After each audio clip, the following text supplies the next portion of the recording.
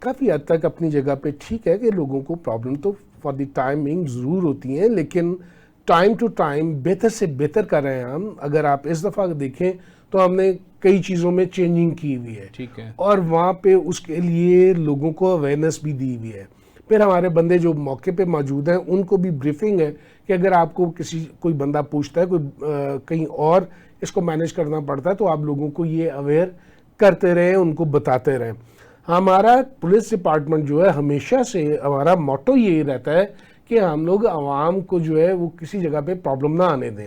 اگر کسی جگہ پہ کوئی ٹریفک بلاکڈ ہے، کسی جگہ پہ کوئی ڈیویژن ہے، تو ہم اس طرح سے ان کو ڈیوائڈ کر دیں کہ وہ ایزی طریقے سے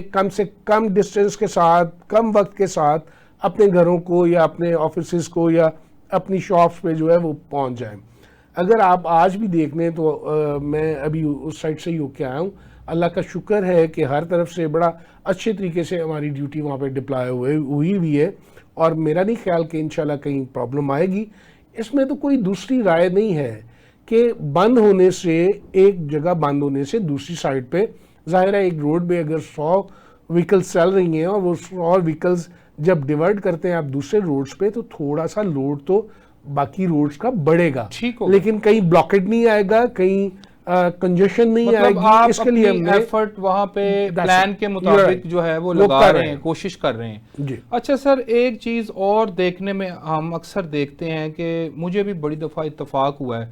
کہ جب ہم ٹورڈز اپنا ادھر سے شاہترہ سے ٹورڈز بتی چونک کی طرف آتے ہیں تو ہمیں راوی برج کو کراس کرنا ہوتا ہے. جی جی تو وہاں پہ بھی ظاہر ہے وارڈنز ہوتے ہیں، ڈیوٹی پہ بالکل ہوتے ہیں، یہ کہ نہیں ہوتے.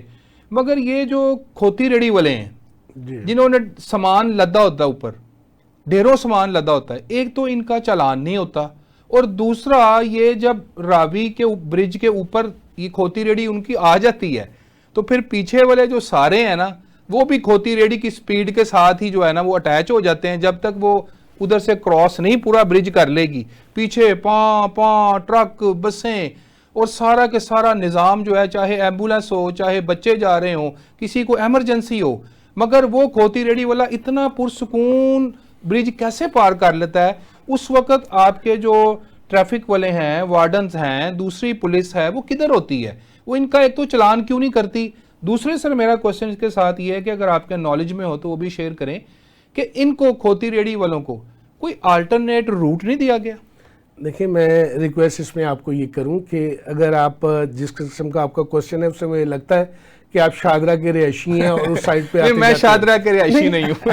اوکے، اگر نہیں بھی ہے تو میں آپ کو کلیئر کرتا ہوں اس سے. دیکھیں، اگر آپ آج سے 10-15 سال پیچھے چلے جائیں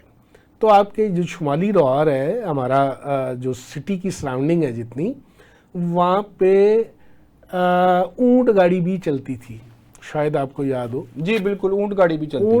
چلتی تھی، گاڑ بھی چلتی تھی، ریڑا بھی چلتا تھا، ٹانگا بھی چلتا تھا، ہاتھ ریڑھی بھی چلتی تھی. اس طرح کی ساری چیزیں وہاں پہ چلتی تھیں، جو اب اونٹ ریڑھی تو خیر بالکل ختم ہو گئی. اب بھی گاڑیاں آپ کو جو ہیں کچھ نظر آ جائیں گی اگر اب اکبری کی سائڈ پہ جائیں گے تو. سر دیکھیں، وہ تو کلچر کا حصہ ہے. میں اسی پہ آ رہا ہوں کہ یہ وہ چیزیں جو اب بہت کم ہو گئی ہیں. گدا گاڑی یا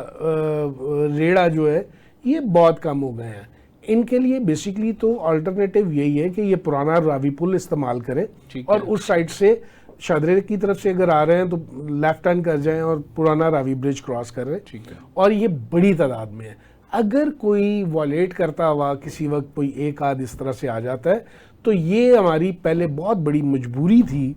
کہ یہ تو آپ نے سمپل سی بات کی کہ وہ آ جاتی ہے تھوڑی دیر کے لیے، سلو ہوئی ہوگی نا، سلو ہوئی ہوگی کہ جو چیز آپ نے 15 سیکنڈ میں کراس کرنا تھا یا 30 سیکنڈ میں کراس کرنا تھا وہ آپ کو 2 منٹ لگ گئے. یہ وہ پل ہے جہاں پہ اگر کوئی چیز خراب ہو جاتی تھی تو ہمارے پاس کوئی الٹرنیٹیو اس کا نہیں ہوتا تھا، کیونکہ جو گجرانوالہ سے آ رہی ہے وہ بھی صرف اسی سے آنا ہے،